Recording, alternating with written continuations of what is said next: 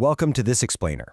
Today we're diving into the absolute frenzy surrounding one of the most heavily speculated financial events in the tech world right now, Anthropic's rumored IPO. Look, there is just a massive amount of noise out there about this, so our goal today is to cut through that static and find the true valuation signal. We really need to figure out exactly what Wall Street is asking investors to buy into. Okay, let's kick this off with a quick scenario. Imagine you're looking to buy a very popular restaurant today, in 2026, but the current owner wants you to pay a price based on the sales they promised to make 2 years from now in 2028.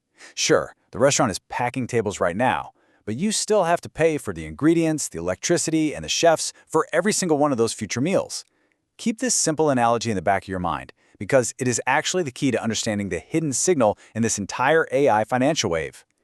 To separate the cold, hard facts from the breathless media headlines, we're going to use a signal stack approach today. We'll cover 1. The Anthropic IPO forecast, 2. Untangling the revenue numbers, 3. The 2028 valuation trick, 4. AI is not typical software, 5. Market winners and losers, and finally 6. The true valuation signal.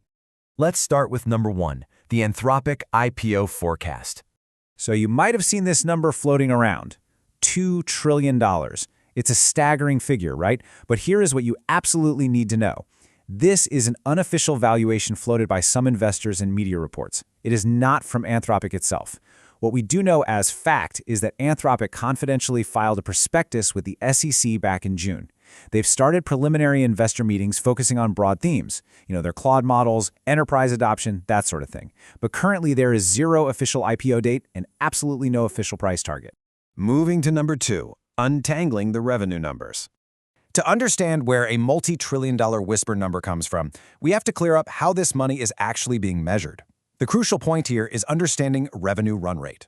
A run rate simply takes a recent snapshot of revenue, maybe from just a single phenomenal month or quarter, and multiplies it forward for an entire year.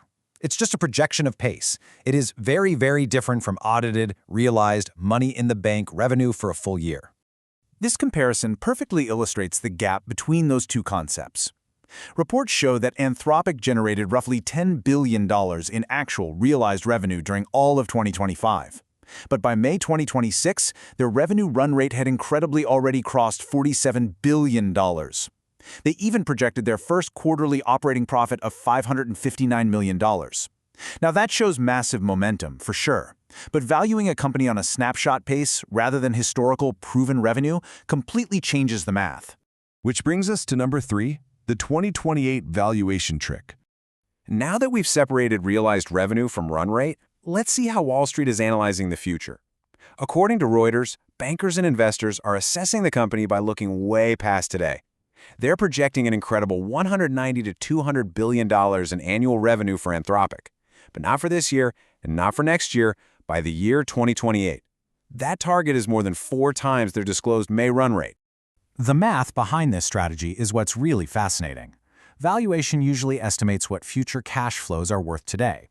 For high-growth companies with immature profits, analysts love to use an enterprise value to revenue multiple. So, by reaching 2 years forward to grab a much larger 2028 revenue estimate, analysts can apply a standard multiple and make an enormous, seemingly impossible IPO price appear perfectly reasonable today. The denominator in their equation is basically artificially inflated by the future. Let's look at number 4. AI is not typical software. The problem with applying those traditional software valuation multiples is that it assumes the underlying business models are the exact same, and they aren't. Traditional software investors reward recurring revenue because SaaS companies have high gross margins. The cost to serve one additional customer is practically zero. But frontier AI, it's a completely different beast. Yes, it has recurring revenue potential, but every single time you ask a frontier model a question, it consumes expensive capacity. Model training, high-end chips, sprawling data centers, immense power consumption, and elite technical talent, all of that stacks up to remain incredibly expensive. This introduces a massive structural cost center known as inference. Inference is simply the computing work required for a trained AI to actually generate an answer for you. Because of inference, fast revenue growth in AI does not automatically equal strong free cash flow. If serving a massive spike in customer demand requires an equally massive spike in infrastructure spending, your profit margins might actually just stay flat or worse, even shrink. Number 5. Market winners and losers. If this IPO actually prices based on these rosy 2028 assumptions, it's going to send shockwaves across the entire tech ecosystem. A successful listing at these numbers creates some really clear winners. Anthropic employees gain liquidity, investment banks get a landmark payday, and cloud and chip suppliers absolutely benefit from the sustained compute purchases required to hit that 2028 forecast. But look at the exposed groups. New public investors would be carrying the massive risk of underwriting several years of completely unproven growth and compute economics. Plus, a public Anthropic creates a visible public price for frontier model economics that puts immediate pressure on rival private AI labs like OpenAI to reveal their own margins to justify their massive private valuations. And finally, number 6, the true valuation signal. This brings us to the very bottom of our signal stack. We're cutting through all the media hype to find what actually dictates long-term success here. When Anthropic's official public prospectus finally drops, I want you to ignore the future projections for a minute. Just look for these 3 numbers. First, realized revenue. What do they actually put in the bank? Second, their capital commitments for compute. Basically, how much are they locked into spending on infrastructure?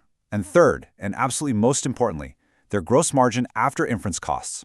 Are they actually making money on the answers Claude provides? Quick reminder before we wrap up. This explainer is strictly for educational and informational purposes, to help you understand these complex market mechanics.